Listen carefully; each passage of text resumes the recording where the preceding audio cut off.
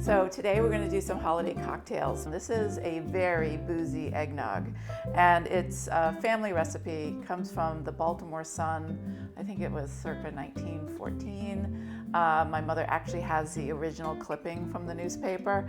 We're going to start by using good local eggs. These are from off-the-shelf farms, and they have very happy chickens that make really, really flavorful eggs. And all these bowls are actually necessary. I've got 4 different bowls here. But they all have a purpose. When working with eggs, you want to sort of respect that they've got their own individuality, especially the free-range pastured eggs. So what I like to do is crack them into a small bowl and just take a look, because it's possible that there's a little bit of fertilization or something which you don't really want in your final product, but this looks good. And I do it separately because if there's just a little bloodline or something, I like to get it out individually. It's just a little bit easier. So now I've got the yolk and the white, but I need to separate them. I do that just through my fingers, and I did it backwards. This is how easy this is to do. I wanted my whites in here, but I got distracted, so I'm gonna have to switch these out. But it doesn't ultimately matter that much because we're doing a small batch. We're doing a 3-egg batch, and the original recipe was an 18-egg batch. So you can see how much we're going to be scaling it down. Hands very clean, wash those really well, rinsed the eggs. I think sometimes people are a little, oh, look at the color difference in that one, nice and golden. I think people get a little nervous sometimes about eating raw eggs. But in a sense, this isn't quite raw. The high-proof alcohol really sort of cooks away any of the issues of the egg being raw. The other thing to think about is that pastured eggs that are local, they don't travel very far. They're not being loaded on a truck and offloaded and onto shelves. And so they're really much more direct to the maker. And in that way, you sort of can feel a little more confident that they haven't picked up anything that they shouldn't have in the transportation chain. So it's another benefit of eating local food, is that it's a much less complex, food delivery system. So now we have the yolks in one bowl, the whites in another. They're in the opposite bowls that I thought, but that's fine. And now we're going to add some sugar. I'm going to step over to the sink for a second and rinse my hands. So the next thing to consider is the gradual nature of adding the sugar to the yolks. And I've learned the hard way that if you add sugar and just let it sit and get distracted and go do something else, the sugar will kind of chemical cook the yolks. So make sure you do this sort of in a fluid. Have everything ready. Once you've added the sugar and then you add your cream in, you add your booze, and then you add your cream and your milk, it's all safe, and you don't have to worry about it anymore. But for the next few minutes, you just want to be kind of ready to go through everything. So I've got my sugar, my yolks, my booze, my heavy cream. So we're just going to kind of roll through this. This is going to be a little bit loud, but you really want to work to get the sugar in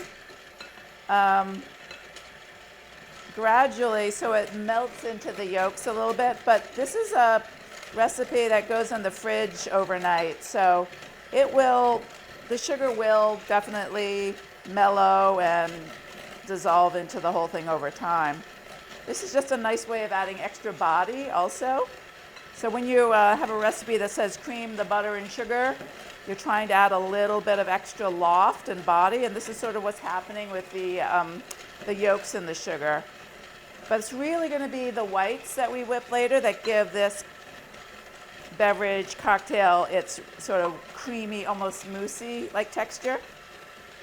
So I'm going to just add all that now. So you can see it's quite brown. I use a turbinado sugar mostly because I like the flavor. I really like that sort of residual molassesy note that the sugar has. And you start to see it getting a little fluffy. That's what you want. I'm going to crank it up just a tiny bit. You can almost not overdo it. If you want to keep going and get more and more loft, so you have a thicker eggnog at the end of the process, you can definitely do that.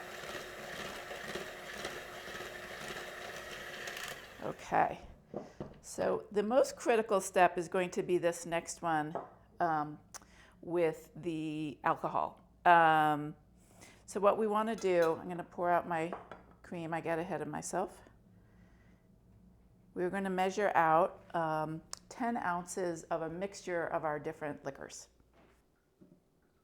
Okay, this time of year, I've been getting gifts of booze, nice things like cognacs and really high-end bourbons, but I also have some left over from last year.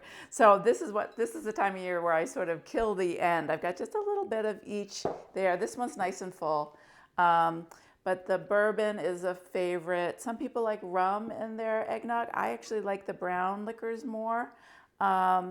There's just more going on, and with so many local artisan distillers, it's a really wonderful time to be a little bit more experimental, because you can drink them all neat, but you can also fold them into these amazing cocktails. So I've got quite a nice selection that I've collected over the years. So we want to move with a little bit of expedience, meaning we've got the eggs and the sugar sitting over there. We don't want to let them sit too long. So I'm really killing these bottles, which is great. I've wanted to.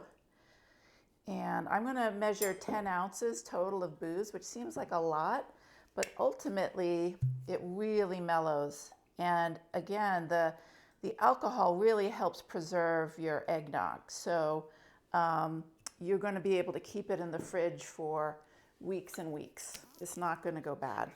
As long as it's refrigerated, it's going to be great. So that's 1 cup. And again, this is sort of a rough and ready eggnog in the sense that I've made it so many times, I really kind of have a feel for it. So this is 10 ounces. I'm going to, while moving the sugar and the yolks together, I'm going to slowly drizzle in the liquor.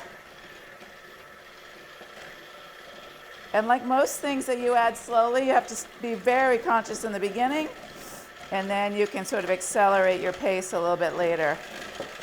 So what you want to do is make sure you're going all the way around to the edges of the bowl.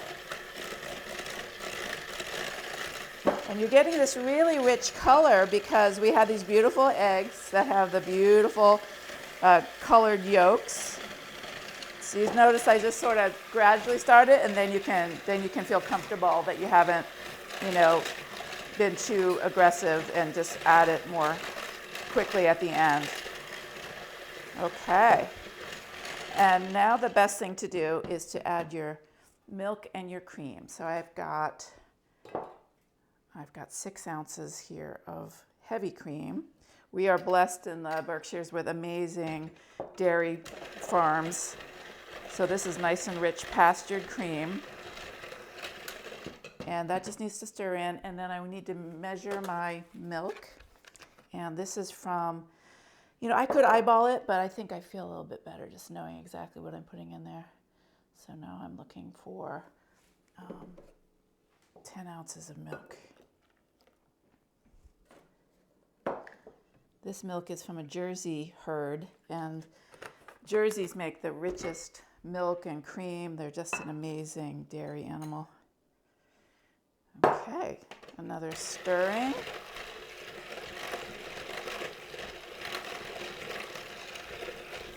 I wish this had a smell capture for you all. The warm scent of all these different brown liquors is very, very nice. Makes me look forward to sharing this with my friends.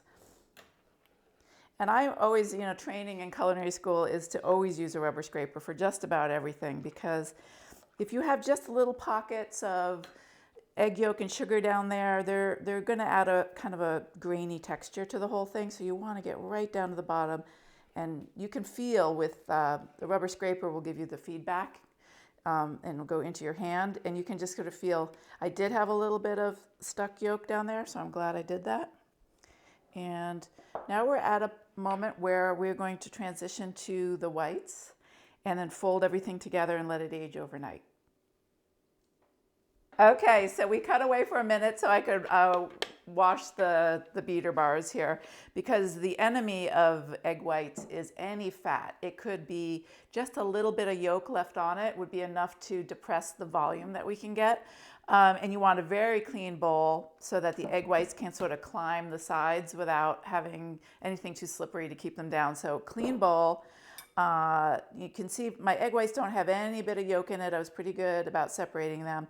If I were to do 100 eggs and I had 1 egg yolk in it, it would be no problem, because it's like, it's a ratio thing. But with 3 eggs, I have to be pretty pristine about it.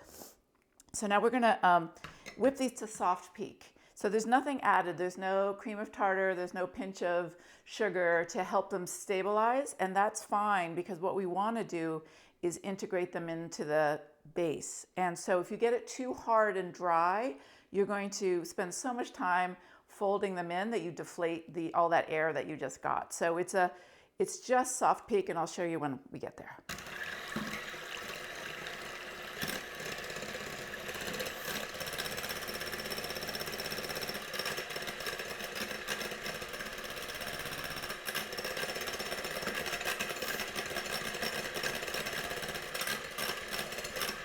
These handheld little mixers are wonderful for small jobs. I have a really large beast, I call it the beast, a beautiful standing mixer, but for small jobs like this, it doesn't even get to the bottom of the bowl. So I love having this handheld also. All right, so you're gonna start to see it get fluffy. It's not there yet, I can tell just from the kind of thickness of the ribbons it's making. But we're getting close, and it's better to underdo it, so I'm gonna turn it off.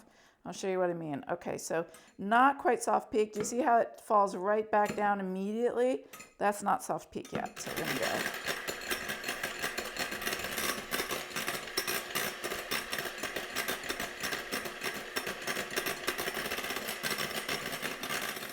But with a lot of things in cooking, the amount of time it takes to get to the next level is not similar to how long it took you to get to the first. So meaning I have to check it much more frequently now. We are almost there. You can see the peaks are falling right over. You know what? I'm gonna give it one more zoom. Okay, boom, we are good. So now you wanna work a little quickly also to fold the whites into your very boozy base. And again, I'm just going right around my bowl, make sure there's no sugar stuck to the bottom. So this will go right in. And I just love looking at all of these things. I think, seasonal recipes are seasonal for a reason. This looks like snow. It's beautiful. And the folding technique is down and over and down and over. You can spin the bowl if you want, down to the bottom and over, and then kind of cut through some of the big mounds, down and over. And you don't have to be perfect about this, because as it sits and ages, it's nice to have these little islands of, egg whites. They are still going to get flavored by the base. They're still going to get cooked by the booze, but it's just a nice thing to have these little islands of fluffiness. So I'm going to stop there. You can definitely overdo it. It's sort of like pancake batter when they say just leave the lumps. It's the same concept. They will hydrate, they will infuse themselves into the base. You don't want to go too far. So that's that. I'm going to cover it with plastic wrap and put it in the fridge and pretend that it aged for 24 hours, but I'll be right back. It's been sitting in the fridge at least overnight to sort of mellow all of the ingredients. And then I'm going to do that going down to the bottom and over one more time, because no matter what you do, the whites are going to get a little dry just from sitting. So this is a nice way of hydrating them, giving them a little extra glossiness. But I hope you can see that, because it's a beautiful thing to contemplate, a big bowl of homemade eggnog. It's just wonderful. So as a host of anything, you sort of want to know what you're sending out into the world. So I'm going to do a little taste test, make sure nothing happened to it. Oh, it's good. It's really good. Yeah, and in a couple more days, it's going to be even mellower, but that little bit of aging takes some of the raw alcohol flavor off. So now I'm going to, you're going to think I'm not very generous, but I prefer to do more of these than have the eggnog get warm in a glass. So it's almost like the concept of a martini where you want to pour a little bit, keep it nice and cold. Then I keep this on ice. If I'm serving it at a party, I put a big ice bath around it because I think the chill is part of its charm. So I'm going to go in all the way to the bottom there. So what you want ideally is a mixture of the liquid and a little bit of the foam. And this can be a messy process. I'm going to do the best I can. And I've got some friends here, so I'm going to go ahead and serve them some as well. Oh yeah, it looks really good. And you've really scored if you get that perfect dollop. You see that dollop there of the foam on top, then you've really mastered the art of pouring your eggnog. I'm getting better as we go along. Okay, not so bad. And the final note is nutmeg, and that is completely up to you if you want to do the nutmeg or not, because it's a powerful flavor and some people love it. So microplane, a whole nutmeg. Nutmeg is one of those things that I only use whole because I think if you buy it ground, it kind of starts to really lose a lot of its magic and mojo. So just a tiny bit, little bit. But it really makes it taste so festive because nutmeg is one of those incredibly great winter spices. So this is our little toast of eggnog, and my crew's going to come in and try it. So cheers.